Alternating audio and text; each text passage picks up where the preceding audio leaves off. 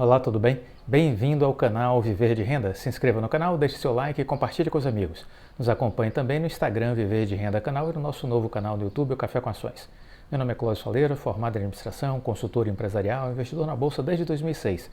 Estamos completando 600 vídeos publicados aqui no canal.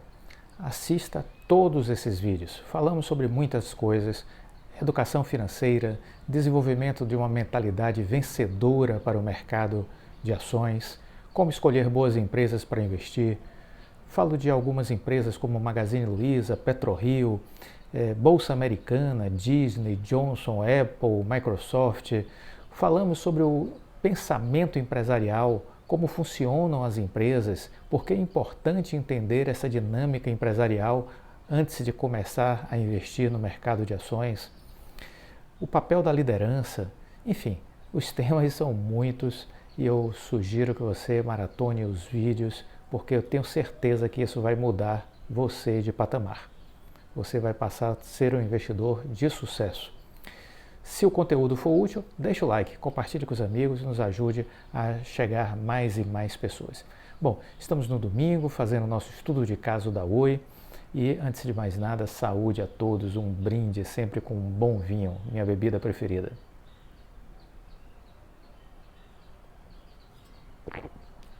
Para os que estão iniciando no mundo dos vinhos, eu sempre sugiro que você experimente a uva Pinot Noir. Vou falar rapidinho sobre algumas curiosidades, só para vocês entenderem o porquê.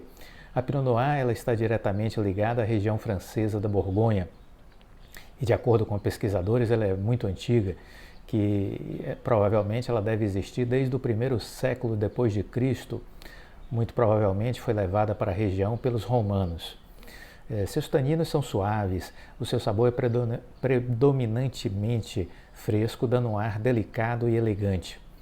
Por essa razão, é utilizada também na fabricação de alguns dos melhores espumantes e champanhes do mundo. Os bons vinhos de Pinot Noir são elegantes, finos, complexos, com maravilhosos e sutis aromas frutados. O seu maior nível de tipicidade e qualidade é atingido em seu berço, que é a Borgonha.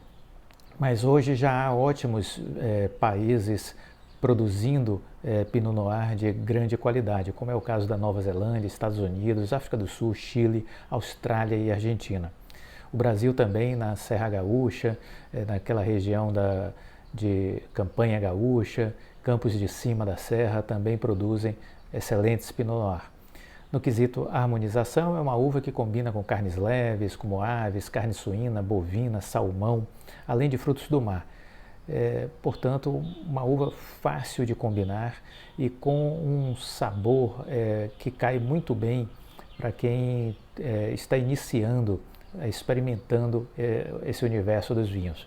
É uma ótima opção para quem está começando a apreciar a bebida. Experimente os vinhos Pinot Noir, tenho certeza que você vai gostar. Quem já os consome, comenta aqui o que acham dessa opção, e quem não consome esse vinho ainda, da uva Pinot Noir, experimente e depois diga o que achou. Bom, vamos agora ao nosso estudo de caso da Oi. E neste vídeo nós vamos concentrar as nossas atenções ao CAD. O CAD, que é o Conselho que cuida de defesa econômica e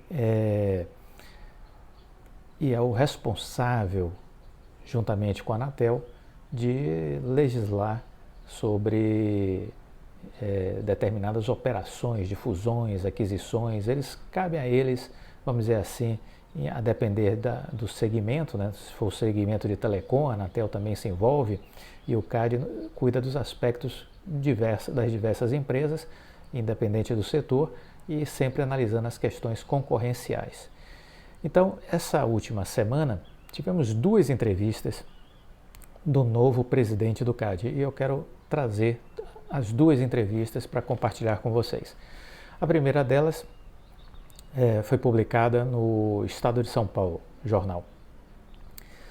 Depois de mais de 2 anos como conselheiro e quase 4 anos como superintendente geral do Conselho Administrativo de Defesa Econômica, que é o CAD, O advogado e economista Alexandre Cordeiro, de 45 anos, assumiu o posto máximo do órgão como o novo presidente da autoridade responsável por resguardar a concorrência no Brasil. Isso aconteceu essa semana. Em entrevista ao Estadão Broadcast, Cordeiro disse que tenderá a ser menos intervencionista em sua atuação na presidência nos próximos 4 anos. Controlar e regular de maneira antecedente o mercado tem risco maior de prejuízo à sociedade do que fazer esse controle a posteriori. Na entrevista, Cordeiro falou de casos específicos que vão a julgamento pelo Conselho nos próximos meses, como é o caso da fusão das locadoras de veículos Localiza e Unidas, operação que, segundo ele, demanda atenção. O novo presidente também comentou a compra da Oi por um consórcio formado por teles concorrentes, que é a TIM, Vivo e Claro, que depende do aval do Conselho. A tendência mundial é que tenha efetivamente poucos players no mercado de telefonia, disse ele. Bom, aí começamos a entrevista. O senhor assume a presidência do CAD depois de ter passado pelos cargos de conselheiro e superintendente-geral. Quais seus objetivos na presidência? Ele respondeu: precisamos ter maior atuação em diversos mercados da economia brasileira. Temos sofrido um aumento inflacionário e a forma de mitigar isso é investimento e competitividade. A pressão de demanda vai gerar aumento de preços. O CAD tem de dar segurança jurídica, não pode brincar com o mercado. Tem de ter normas claras, transparentes, pró-competitivas. Aí o repórter disse: a pandemia levou um aumento nas fusões e aquisições que terão de ser analisadas. E aí ele disse: tivemos um aumento de 33% na quantidade de atos de concentração sem recebermos novos servidores. Isso será um desafio. Outro desafio é como o CAD vai se posicionar nessa nova onda do direito concorrencial que começou na Europa e ganhou força com a chegada de Joe Biden na presidência dos Estados Unidos, que tem uma característica mais intervencionista, que considera questões sociais e ambientais. E qual a sua opinião sobre isso? Tendo a ser menos intervencionista, porque a chance de errarmos no nível de intervenção é muito grande. Controlar e regular de maneira antecedente tem risco maior de prejuízo à sociedade do que fazer esse controle a posteriori, partindo do abuso na posição dominante. Não quer dizer que pleitos sociais de igualdade, de questão ambiental não são importantes, mas isso não é papel da autoridade antitrust. Aí o repórter falou: uma das últimas decisões do ex-presidente Alexandre Barreto no CAD foi determinar a reabertura da fusão Nestlé-Garoto, julgada pelo Conselho há 17 anos e judicializada desde então. Qual a sua opinião? O caso em discussão judicial está em discussão judicial e estamos perdendo, com chances nulas de reversão. O que o ex-presidente fez foi determinar que a Superintendência Geral do CAD cumprisse a decisão judicial que determinou um novo julgamento.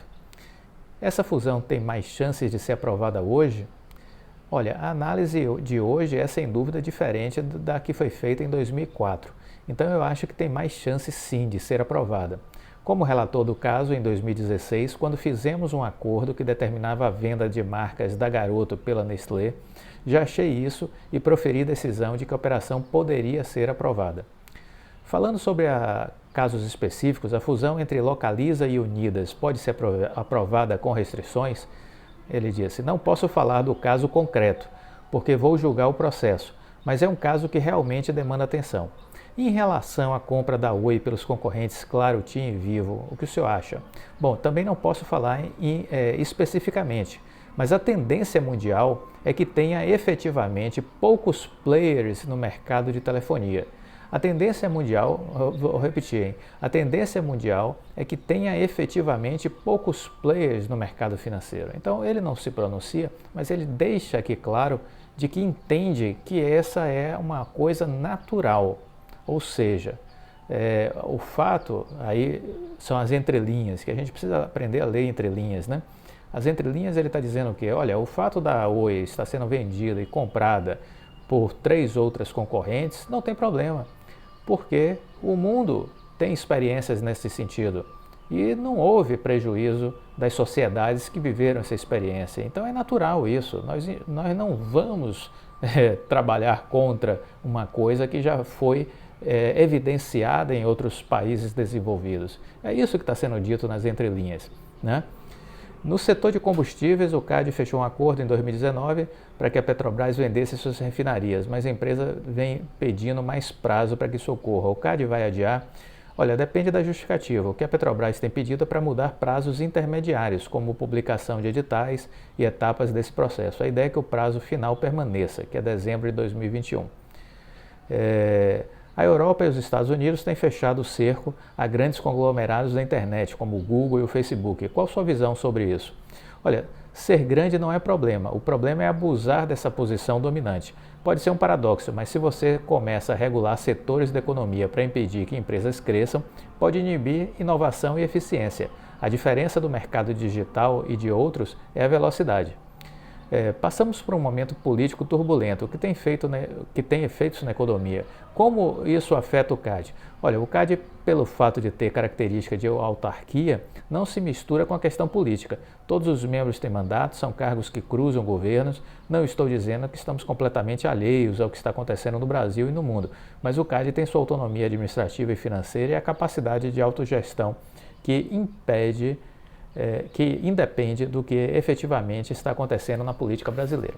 Então temos aí essa primeira entrevista do novo presidente do CAD e isso nos sinaliza, sim, de que há um caminho favorável à aprovação da venda da Oi Móvel para as outras operadoras por parte do CAD.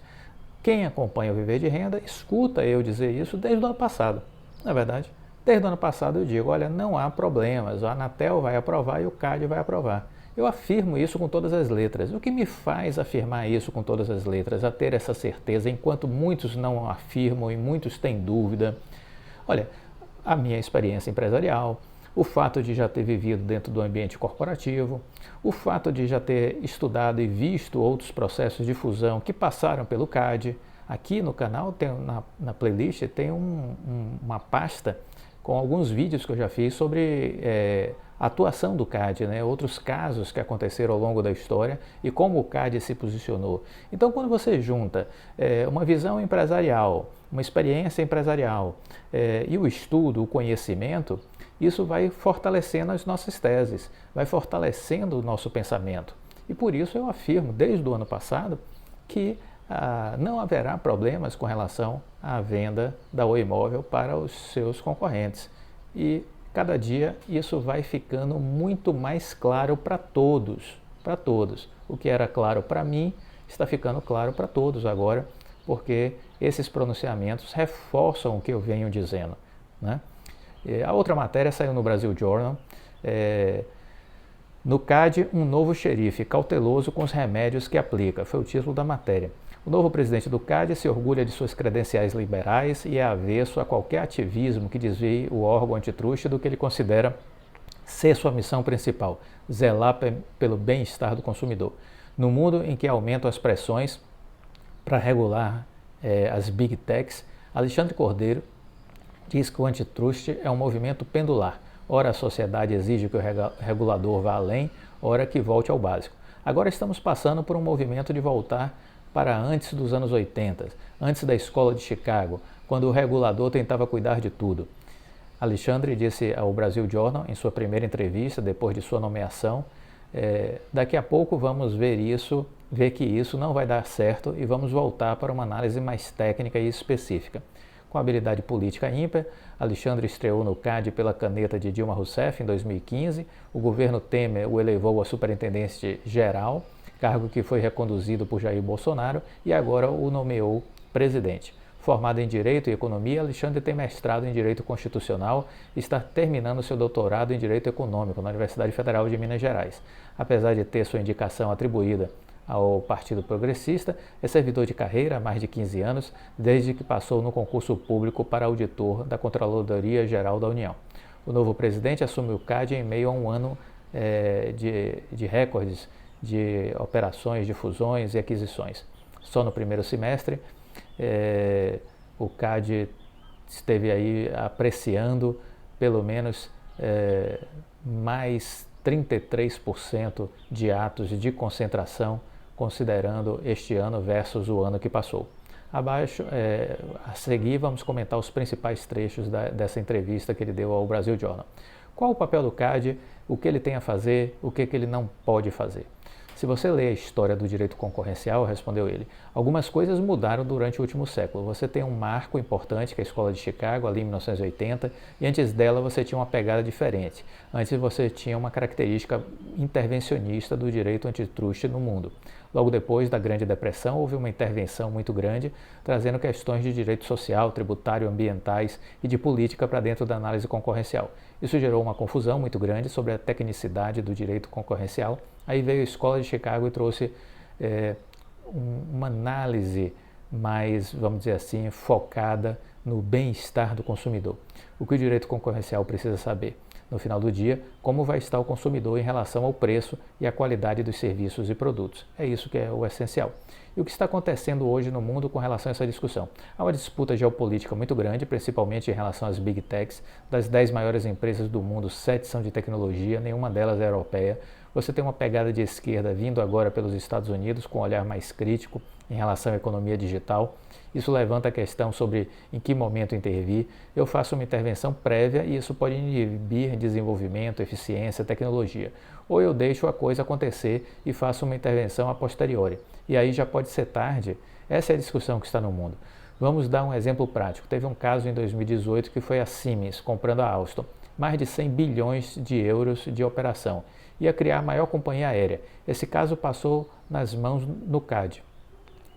mãos no CAD. Esse caso não era um grande problema no Brasil, mas era grande na Europa, porque não ia ter mais competição nesses mercados de lá. O DG Comp, que é a autoridade europeia, bloqueou a operação porque viu que não haveria remédio. Imediatamente, os governos alemão e francês foram para cima da autoridade europeia, criticando, dizendo que tinha uma briga política no mundo e que eles estavam diminuindo o tamanho das empresas europeias. Estou dizendo isso porque o CAD tem uma tendência de ser mais ortodoxo em relação à análise, ou seja, ainda estamos no welfare standard. Não trazemos questões sociais, ambientais e tributárias para o CAD. Estamos preocupados com o bem-estar do consumidor, olhando a eficiência econômica. Você acha então que essa visão está ultrapassada? Eu acho que isso é um pêndulo. Agora estamos passando por uma característica de voltar para antes dos anos 80. Daqui a pouco vamos ver que isso não vai dar certo e vamos voltar para uma análise mais técnica. Mas onde ficaria então o pêndulo ideal? Eu acho que o ideal é você ter como base uma natureza mais ortodoxa, sem fechar os olhos para as novas questões dos novos mercados como o digital. Não estou dizendo que as questões sociais, ambientais e trabalhistas não são importantes. Eu só não acho que isso é papel do direito antitruste. Não acho que a autoridade tem que fazer isso. Até porque, se eu abro o leque para abarcar todas essas outras matérias, eu abro uma caixa de Pandora. E as discussões deixariam de ser técnicas sob o ponto de vista do antitruste e passam a ser discussões sociais. E isso faz com que se enfraqueça o órgão regulamentador. Quando você começa a discutir o direito ambiental, por exemplo, você abre muito o leque e corre o risco de entrar na área de outras instituições. Isso é um voo muito curto. Daqui a pouco alguém vai lá e diminui o seu poder porque você ampliou demais. E quando vem essa diminuição, ela não volta para o limite onde você estava, ela corta na raiz. Tem muita gente que acha que o ferramental antitruste tradicional não dá conta de resolver a questão do poder econômico nos mercados digitais. Como o CAD vê isso? Eu costumo ter uma visão mais ortodoxa sobre esse assunto. Participamos de todas as discussões antitruste do mundo, vemos que o mercado está mudando, você tem razão quando diz que a ferramenta não resolve, mas na verdade não é que ela não resolve, é que ela precisa de um pouco de evolução. Precisamos complementar essa ferramenta com uma visão mais dinâmica. Já tínhamos no antitruste brasileiro e no resto do mundo uma forma de análise que é a eliminação da concorrência potencial. Mas isso em empresas tradicionais tinha uma característica, porque essas empresas demoravam mais para efetivamente gerar uma pressão competitiva. Já na economia digital, 6 meses pode ser uma vida, e isso afeta a possibilidade da barreira de entrada. Quando a barreira à entrada era iminente, a gente analisando um ato de concentração, a gente entende a jurisprudência do CAD é de 2 anos. Mas no mercado digital, em 2 anos, pode ter empresa entrando e saindo ao mesmo tempo. Esse tempo mudou muito quando tratamos da economia digital. E concorrência potencial tem que ser uma concorrência iminente, efetiva. Ela tem que estar realmente prestes a acontecer, para dizermos que há uma eliminação da concorrência potencial e por isso não vamos aprovar a operação. Mas no caso das startups não temos isso tão claro, porque elas estão muito no início e não exercem pressão competitiva suficiente. Então veja, essa questão aí das startups, da concorrência, quer dizer, você criar muitas barreiras é um problema, você acaba inibindo a inovação. Por outro lado, existe esses movimentos de grandes players entrando para fazer aquisições de empresas que estão no seu nascedouro, e aí já é uma outra questão para análise. Há uma complexidade nessas questões do que pode, do que não pode, do que é o suficiente dentro de uma linha de prudência e de razoabilidade e daquilo que de repente extrapola e pode virar algo danoso para o surgimento de novas inovações, de tecnologias, de coisas inclusive disruptivas que podem ameaçar grandes players e que para evitar essa ameaça eles acabam adquirindo empresas no seu nascedouro para que elas jamais venham a ser uma ameaça ao seu negócio. É um mundo novo, é um mundo complexo e a gente precisa, óbvio, ter um senso de abertura, estar acompanhando, mas o fundamental é que não há uma receita de bolo. Eu entendo que cada caso precisa ser analisado de forma individualizada, né? Vamos avançar um pouco aqui na entrevista. Eu acho que se vocês tiverem interesse, procurem no Brasil Journal para ler a entrevista completa. Mas ele mais adiante ele comenta: o repórter pergunta, você falou de chamar operações que não foram notificadas, vocês têm chamado? Ele disse, não, o mercado não se brinca, qualquer decisão que eu tomo de chamar uma operação, essas empresas são listadas em bolsa, então gera um problema muito maior. O que fazemos é uma investigação silenciosa, no sentido de não alarmar o mercado, questionamos uma coisa ou outra, fazemos um estudo de mercado, vemos se tem uma preocupação concorrencial, mas a rigor não encontramos, porque são empresas muito pequenas, com share pequeno. Essa é a tal história de fazer uma intervenção desnecessária. O Estado tem que ter muita consciência em relação a isso. Não dá para eu ficar sentado no meu gabinete com uma caneta cheia de tinta e sair tomando decisões sem imaginar o impacto que elas têm na iniciativa privada. Isso é muito importante, porque muitas vezes a burocracia fica nos seus gabinetes completamente desconectadas do mundo real, do dia a dia, das empresas e da sociedade. E muitas vezes tomam decisões absolutamente esdrúxulas que vão de encontro ao desenvolvimento, né? Vão bater de frente ao que traria de fato desenvolvimento e benefícios da sociedade. Aí mais na frente o repórter pergunta, sempre que se especula que o CAD poderia ajudar a criar novos concorrentes no mercado de telecom e de empresas aéreas, quem espera isso? O que deve imaginar? Ele disse, olha, vai ser frustrante bastante, porque essa não é a linha que vamos seguir. Então, repetindo, o repórter perguntou, o que é que você poderia dizer em relação a pessoas que criam expectativas sobre uma atuação do CAD com relações aos mercados de telecom e de aéreas, empresas aéreas, para que o CAD pudesse ajudar a criar novos concorrentes. Ele disse, olha, vai se frustrar bastante, porque essa não é a linha que vamos seguir. Em todo o mundo, o mercado de telecom e de aviação tende a ser um mercado com 3 players, ou até um duopólio, ou seja, 2 empresas. E o dever do regulador é estimular que haja competição entre esses players. Esse tipo de mercado de infraestrutura em geral tem essa característica.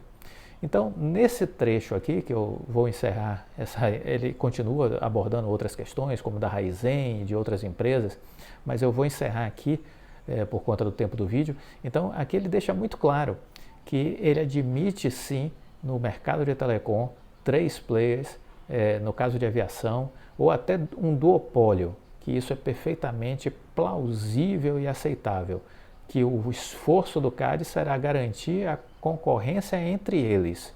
Então, para mim está liquidado o assunto. Para quem ainda tinha alguma dúvida de como o CAD ia se pronunciar, A resposta já está dada. Eu já comentei sobre a posição da Anatel também. A Anatel também já deixou muito claro que vai aprovar a venda da Oi Celular. E agora o CAD deixa pelo seu presidente 100% de certeza de que este posicionamento será seguido também pelo CAD. Então o CAD vai aprovar a venda da Oi Celular. Bom, esse é o nosso segundo vídeo de hoje. Saúde a todos, aproveitem o domingo, ainda faremos um fechamento logo mais. Aproveitem o dia. Se gostou, deixe o like e compartilhe com os amigos. Fiquem com Deus e até a próxima. Tchau.